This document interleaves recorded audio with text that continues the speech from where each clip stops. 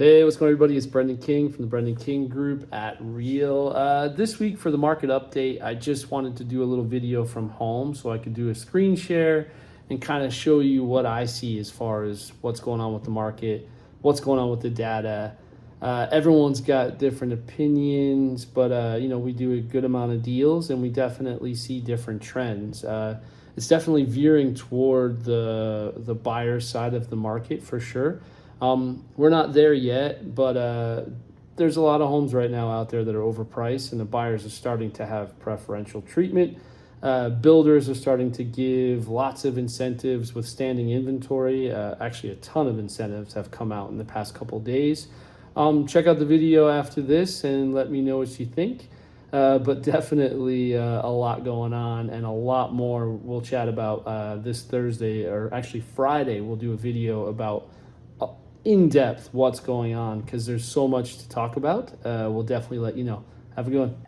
All right, so let's check out the data. So we've got some information here. So one of the things we do every week is we actually track the data and put it into a spreadsheet over a long period of time. This really helps us understand what's going on, what's the difference between today and last week, a month ago, 6 months ago, 12 months ago. So let me shrink my head here. And so this is a breakdown of really the last couple weeks right here on the bottom. And if you notice, before we were at 102% of list price, 101, 100. Now we're kind of sitting in that 100% of list price receive on average. Just it means on average what a house lists for is what it's sold for. But if you look here, the difference between May, these are in the May time, till now, these are active listings. We've had quite a big difference. So you haven't really seen much of a difference in days on market in the past 2 months, as much as you've seen the change mostly right here with weeks of supply. So our weeks of supply have gone quite drastically from 3.2 weeks to 12.1 weeks. So we've gone 4 times the length of time on average that it takes for the supply to be replaced. This is a number we watch very, very closely because this is what tells you if you're in a buyer's market or a seller's market. So this is 3 total months of inventory.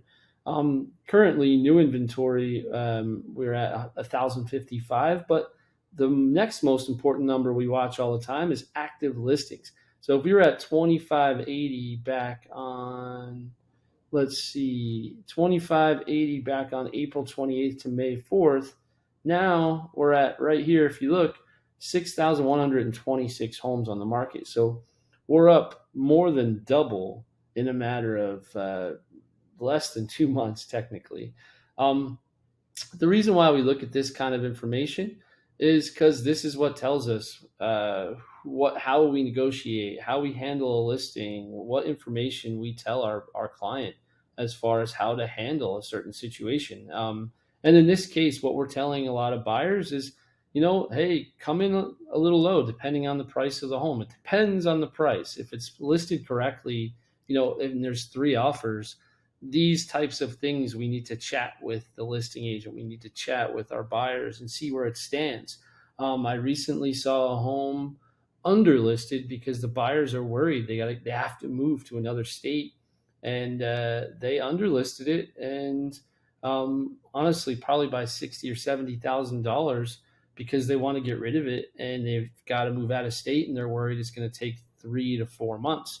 And then I've seen the complete and other side of the coin, where we have properties still listing like it was 3 months ago, thinking they're going to get prices that were Hail Mary prices back then. A lot of this will play out as the next month or 2 comes. This is a normal time of year when typically inventory starts to tick upward anyway. Let's check this out here. So these are the last 2 weeks. This is June 30th through July 6th and July 7th through July 13th.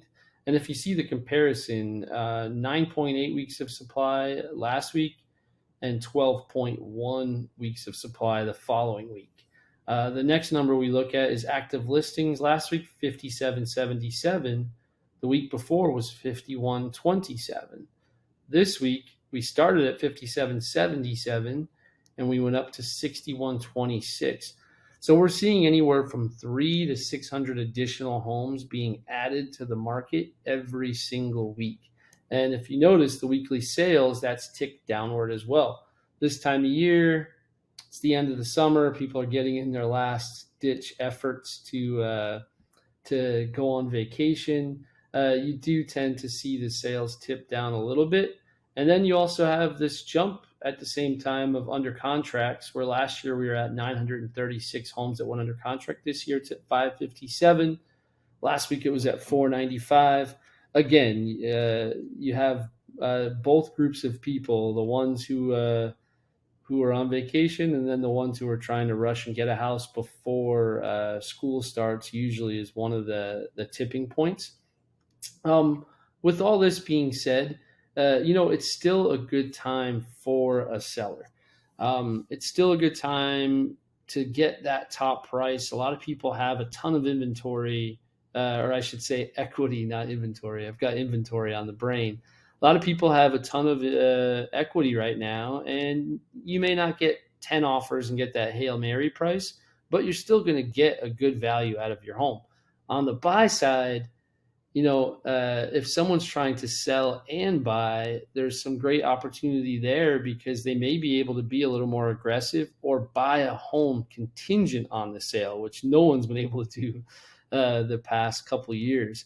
Another piece of data I want everybody to look at is the 10-year Treasury yield.